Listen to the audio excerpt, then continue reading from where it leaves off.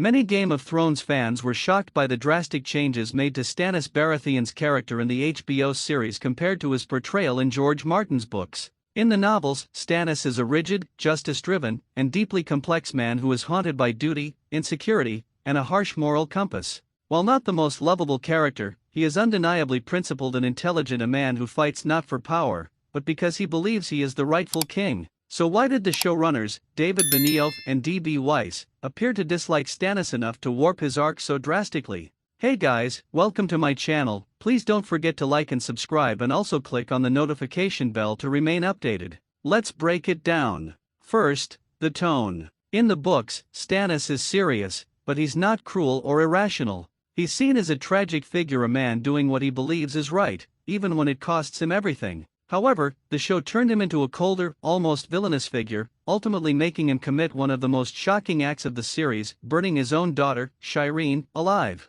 In the books, this hasn't happened. Stannis is nowhere near Shireen when last we saw him, and there's strong evidence he would never allow such a thing. So where did this come from? According to interviews and behind-the-scenes commentary, D&D never seemed particularly fond of Stannis. They openly described him as humorless and unlikable, focusing on his rigidity rather than the complex layers Martin gave him. This bias showed in how they wrote him, minimizing his military brilliance, glossing over his inner torment, and eventually turning him into a cautionary tale about religious fanaticism. Second, it comes down to narrative preference. Benioff and Weiss favored characters who fit more traditional heroic or anti-heroic molds. They put much more emphasis on Jon Snow, Daenerys, and Tyrion, characters who could deliver emotional, relatable, or flashy moments. Stannis, being colder and more reserved, didn't fit their vision of an ideal protagonist. He wasn't charming, funny, or easy to root for, and so they sidelined him. And finally, it may have been a case of convenience.